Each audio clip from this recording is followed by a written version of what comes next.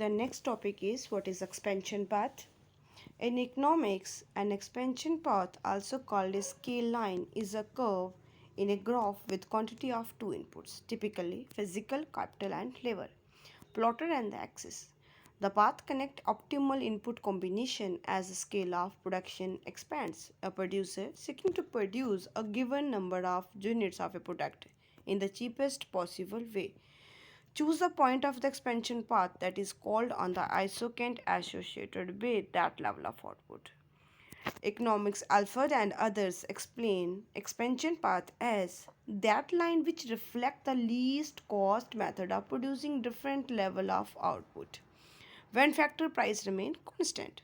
The point on the expansion path occur where the firm's isocant curve is showing fixed total input cost and its isocant each showing a particular level of output. And tangent. Each tangency point determines the firm's conditional factors demands. As a producer, level of output increases, the firm moves from one of these tangency points to the next. The curve joining these tangency points is called expansion path. Meaning of expansion path. The meaning of expansion path is explained with the help of production function. The formula for measuring production function is Q is a function of x and y. Give us the isocant map of the firm. One isocant, that is IQ, for each particular level of output and the cost equation of the firm. That is C is equal to Rx of x and Ry of y. Give us a family of parallel isocant cost lines, ICLS. Give the price of the inputs Rx and Ry. One ICL for one particular level of cost. The IQ map and the family of ICLS have been given in figure. If we know join the point of origin, that is the point of E1, E2, E3 each, etc. between the IQs and the ICLS y a curve, then the curve would give us what is known as expansion path. The expansion path is also called because if the firm decide to expand its operation, it would have to move along this path. Now let us explain this path in two ways. One is it may be expand to by successively increasing its level of cost or its expenditure on the input x and y, that is by using more and more of inputs and consequently by producing more and more of its output. And the second one is the firm may decide to expand by increasing its level of output per period. This the firm may be do by increasing the expenditure on the input, that is by using more and more of them. Now this diagram explain the expansion path. They here E1, E2, E3 are the different points which join the line OK, which shows this is the expansion path used by a producer by expanding his business. Now firstly, a businessman is using L1 of labor and M1 of capital. Again, and here at point E1 the optimum point is E1. Again, when he suppose the producer want to increase their business or expand their business, he shifted from L1 to L2, similarly at L3, and similarly M1 to M2 and M3, and he get different points, that is E1, E2 and E3. By joining these all these 3 points, the producer have their expansion path. Now these two approaches to expansion path apparently appear to be the same, for both involve an increase in expenditure. Both, however, there is a fundamental difference in this. In the first case, decision is taken initially at the point of cost. Cost level are made higher and then effort are made to maximize the level of output. And the second one is decision making occur initially and directly at the point of output. Here the firm first decide to produce more and more of output and he decided the price of minimum price or minimum cost. Now types of expansion path. Expansions by means of increasing the level of expenditure on the input. Suppose the producer want to expand their business or expand their production while increasing the level of expenditure on the inputs.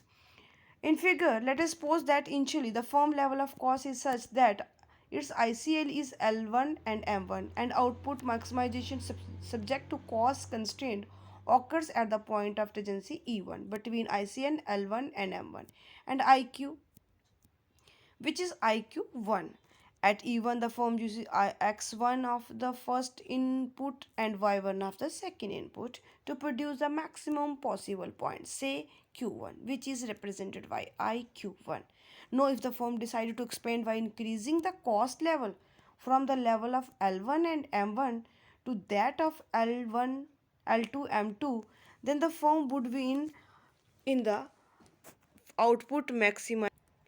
Now this can be shown with the help in we have seen in the diagram that that at the point of tangency E2 where x2 and y2 on IQ2 using more of its input x2 that is greater than x1 and y2 that is greater than y1 and producing an output level say Q2 that is greater than Q1. Since IQ2 is higher isocant than IQ1. In the same way, if the firm decide to expand further, it would increase its cost level from that point of L2 and M2 to that L3 to M3 and it would produce a maximum output subject to the cost constraint at the point of tangency E3 x3 y3 on the isocant 3 using more of the inputs x3 greater than x2 and here xy greater than x2 and producing a high level of output say q3. Q3 is greater than q2 since iq3 is higher than the iq and iq2. The process of expansion of firm operation through increase in the level of cost may go on say so long as the firm decided its favor. Now the second point, expansion of the firms of expansion by expansion of the firms by increasing the level of output. Now in figure again we have seen the figure that here we see the figure where let us suppose that the initial the firm decide to produce Q1 of the output which can be produced at any point of on the isocant IQ1. The firm would be in cost minimizing equilibrium at the point E1 which is the point of tangency between IQ1 and the isocant line say IC1.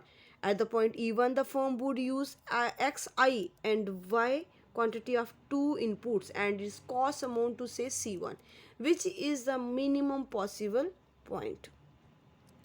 The firm may not decide to expand by increasing its level of output from Q1 to Q2 on IQ2.